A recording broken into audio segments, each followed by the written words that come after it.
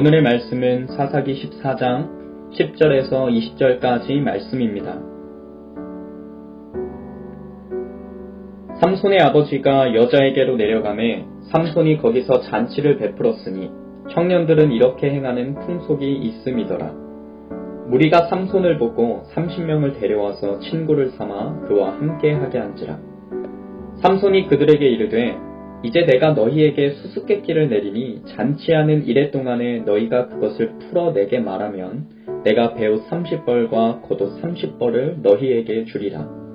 그러나 그것을 능히 내게 말하지 못하면 너희가 내게 배옷 30벌과 겉옷 30벌을 줄지니라 하니 그들이 이르되 내가 수수께끼를 내면 우리가 그것을 들으리라 하매 삼손이 그들에게 이르되 먹는 자에게서 먹는 것이 나오고 강한 자에게서 단 것이 나왔느니라 하니라. 그들이 사흘이 되도록 수수께끼를 풀지 못하였더라. 일곱째 날에 이르러 그들이 삼손의 아내에게 이르되 너는 내 남편을 꾀어 그 수수께끼를 우리에게 알려달라 하라. 그렇지 아니하면 너와 내 아버지의 집을 불사르리라. 너희가 우리의 소유를 빼앗고자 하여 우리를 청한 것이 아니냐 그렇지 아니하냐 하니 삼손의 아내가 그의 앞에서 울며 이르되 당신이 나를 미워할 뿐이요 사랑하지 아니하는도다. 우리 민족에게 수수께끼를 말하고 그 뜻을 내게 알려주지 아니하도다 하는지라. 삼손이 그에게 이르되 보라 내가 그것을 나의 부모에게도 알려주지 아니하였거든 어찌 그대에게 알게 하리오 하였으나 7일 동안 그들이 잔치할 때 그의 아내가 그 앞에서 울며 그에게 강요하므로 일곱째 날에는 그가 그의 아내에게 수수께끼를 알려주매 그의 아내가 그것을 자기 백성들에게 알려주었더라. 일곱째 날 해지기 전에 성읍 사람들이 삼손에게 이르되 무엇이 꿀보다 달겠으며 무엇이 사자보다 강하겠느냐 한지라. 삼손이 그들에게 이르되 너희가 내 암송아지로 밭 갈지 아니하였더라면 내 수수께끼를 능히 풀지 못하였으리라 하니라.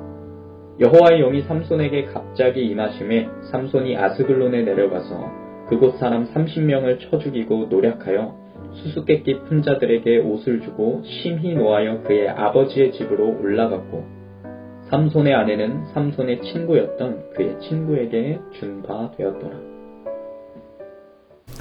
오늘은 사사기 14장 10절에서 20절까지 말씀을 묵상하고자 합니다.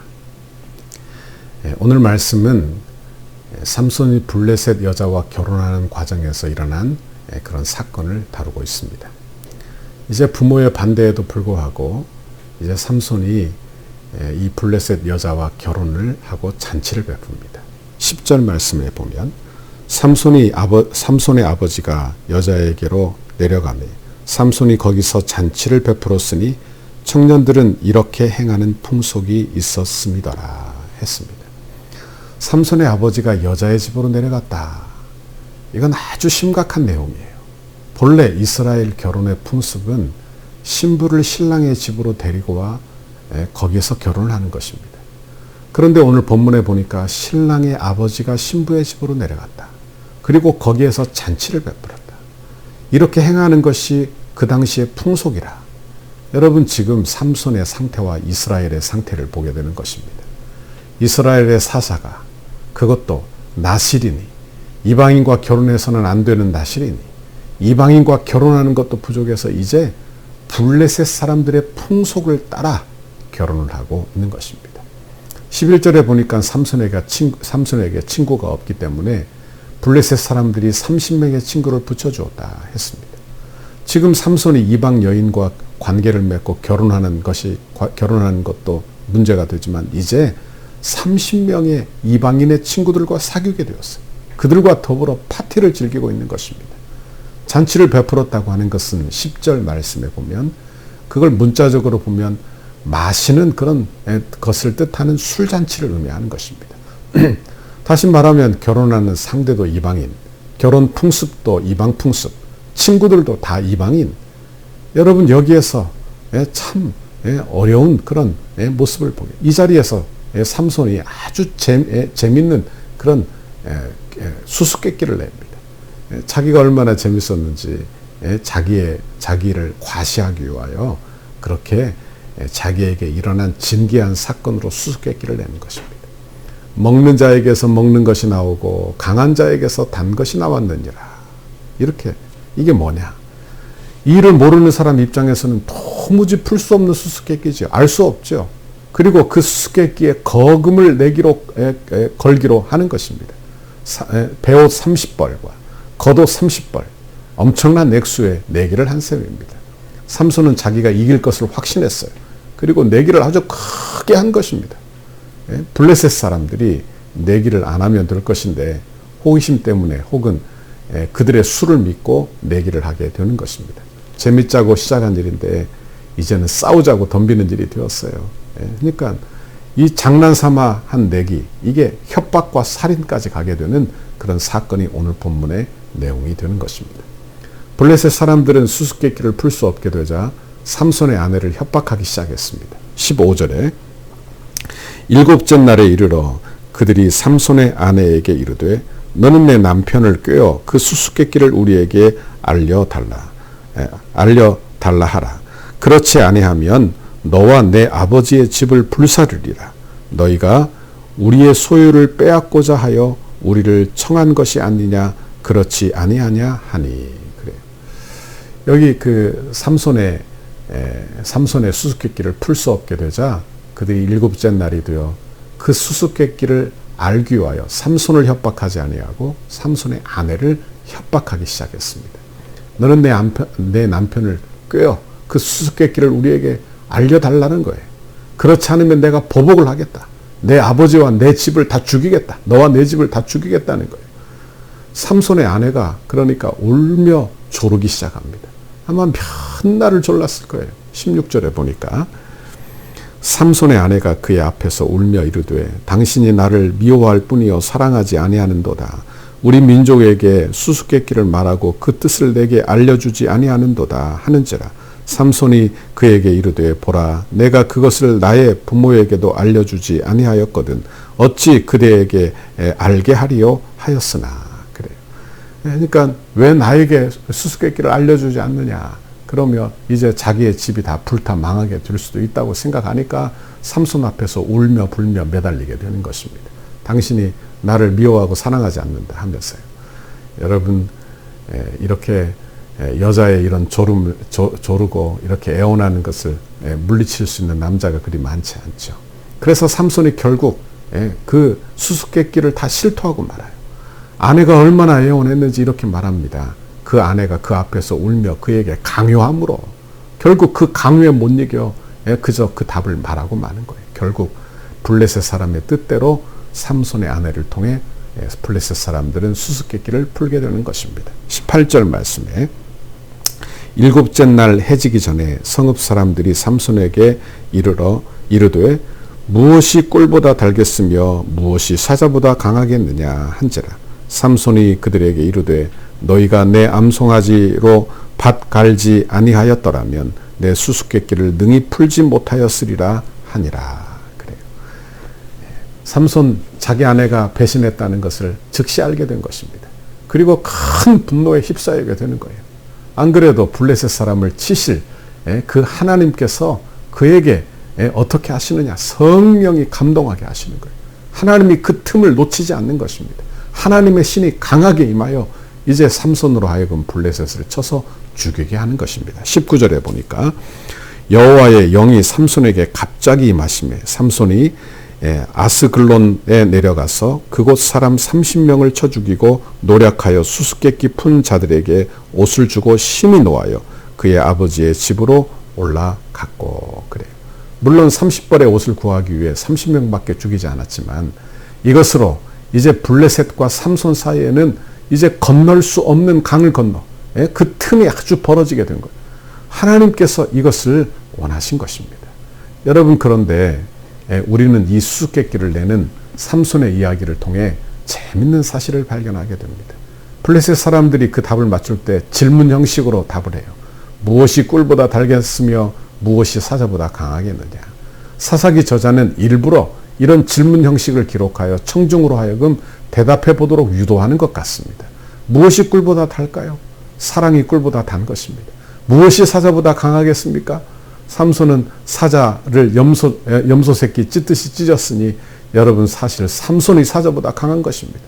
그런데 아이러니하게도 사자보다 강한 삼손이 꿀보다 달콤한 사랑에 무너지고 있는 거예요. 이것이 인생의 수수께끼, 이것이 자체가 바로 수수께끼라 하는 것입니다. 삼손은 이스라엘의 사사입니다. 또 그는 나실인이에요. 그러나 그는 나실인의 삶도 사사의 삶도 살지 못하였습니다. 그에게 하나님이 특별한 은혜와 능력을 주셨는데 그는 너무나 연약한 인간이에요. 그는 여자 하나에게 이끌려 나신으로서의 삶도 사사의 삶도 살지 못하게 된 거예요.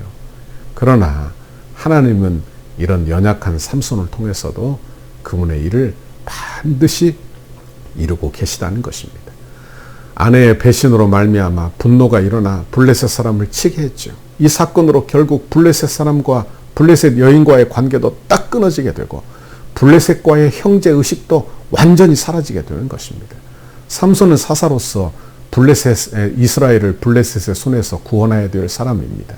14장 4절에 보면 삼손이 틈을 타서 블레셋 사람을 치려 함이었다 이렇게 기록함과 같이 하나님은 삼손의 연약함에도 불구하고 삼손을 통해서 블레셋 사람의 손에서 이스라엘 백성 자기 백성을 구원하는 그 일을 지금 하고 계시다 그런 말씀입니다.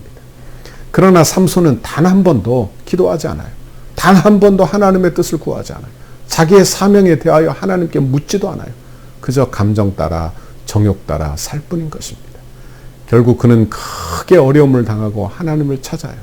결국 그가 기도하기 시작한 때부터 그는 진정한 사사로서의 모습을 갖추게 되는 것입니다. 여러분 우리 자신도 한번 되돌아보십시오. 내게 어떤 능력이 있습니까? 내게 무엇을 소유하고 있습니까? 내가 가진 것으로 내가 가진 능력으로 교만하지 마시기를 바랍니다. 오히려 하나님을 의지하십시오. 내게 주신 것을 하나님 어떻게 사용할까요? 하나님께 기도하는 사람 그는 분별력을 가진 사람입니다. 여러분 기도하고 오늘 하루도 삽시다. 오늘 이 영상을 보는 우리 성도들이 기도함으로 내 안에 분별력이 생겨서 어리석고 교만한 길을 걷지 아니하고 우리는 지혜롭고 총명한 길을 걸어 하나님을 기쁘시게 하는 믿음의 사람들이 다 되시기를 간절히 바랍니다. 이런 믿음을 달라고 간구하는 오늘 하루가 되시기를 주님의 이름으로 축원합니다. 기도하겠습니다. 하나님 아버지 고맙고 감사합니다. 삼손은 하나님의 은혜와 능력을 받았음에도 그는 한 번도 기도하지 않고 한 번도 주의 뜻을 묻지 않았습니다. 하나님 그래서 분별력 없이 감정과 하나님 기분 따라 살았습니다. 자기 생각 따라 살았습니다. 그 결과 처절한 실패와 고난을 겪게 되는 것을 봅니다. 하나님 우리는 하나님의 뜻을 물어가며 사는 믿음의 사람, 믿음의 분별력을 가진 사람이 내가 되도록 인도해 주옵소서. 오늘 하루도 지켜주세요. 오늘 하루도 함께 해주세요. 어떤 결정을 앞두고 있든지 주님께 간구하고 기도하여 하나님 어떻게 할까요? 이렇게 물어 분별력과 지혜를 얻어 행하는 오늘 하루가 되도록 인도해 주옵소서. 감사합니다. 예수님 이름으로 기도하옵나이다. 아멘. 우리 교회를 향한 주님의 뜻을 이루소서. 백대 기도문 수요일 하나되는 성전 건축을 위해 13페이지입니다. 설계를 통하여 표현된 상징성, 기능성, 견고성, 미래성이 은혜롭게 건축되어 덕소교회의 건축이 시대를 대표하는 건축이 되게 하옵소서. 하나님께서 지혜를 주시고 재능을 주셔서 설계사의 도면 그대로 정확하고 세밀하게 시공되게 하옵소서. 시공사와 건축위원회 사이에 원활한 소통이 이루어지게 하시고 교회의 건축의 모범이 되는 건축 과정이 되게 하옵소서. 시공사를 통하여 진행되는 건축의 단계마다 그 분야에서 가장 신실하며 탁월한 전문가들을 붙여주시고 성령으로 하나 되어 최상의 팀워크를 이루게 하옵소서.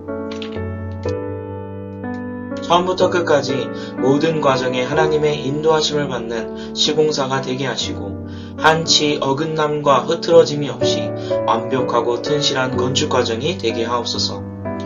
부살렐과 오홀리압처럼 정직하고 신실한 마음으로 공유한 기술과 예술성, 안전성으로 섬기는 건축 시공사가 되게 하옵소서. 세밀한 시공을 통하여 성전 건축이 덕소와 남양주를 대표하는 명품 건축이 되게 하시고 한국 건축의 새로운 모델이 되게 하옵소서. 공사하는 기간에 시공사가 하나님의 도우심을 간구하며 성실과 정직으로 공사를 맡게 하시고 특별히 하도급 업체나 인부에 이르기까지 좋은 사람들로 채워지는 은혜를 경험하게 하옵소서. 공사 기간에 시공사의 재정이 원활하게 하셔서 금전적인 어려움이 없게 하옵소서. 건축에 조금의 차질이 없도록 모든 건축 자재가 잘 준비되게 하시고 일기와 환경까지도 하나님께서 섭리하여 주셔서 물 흐르듯이 진행되는 건축이 되게 하옵소서. 시공 과정 중 건축에 대한 의견을 나누고 상황을 점검할 때마다 막힘없는 소통이 이루어지는 행정이 되게 하옵소서. 건축이 진행되는 동안 우리 교회를 통해 넘치는 은혜와 복을 받아 사업이 더욱 번창하게 하시고 기쁨으로 건축에 동참하는 업체 되게 하옵소서. 모든 직원들이 성전 건축을 통해 하나님을 알게 하옵소서. 시공사가 교회를 건축하면서 더욱 많은 일거리가 생겨나게 하시고 교회의 건축을 즐거움으로 감당하게 하옵소서. 토목, 구조, 기계, 전기, 냉난방, 조경, 음향, 영상, 조명 등 모든 분야가 잘 시공되어 정교함과 탁월함을 갖춘 건물로 마무리가 되게 하옵소서. 예수님의 이름으로 기도합니다. 아멘.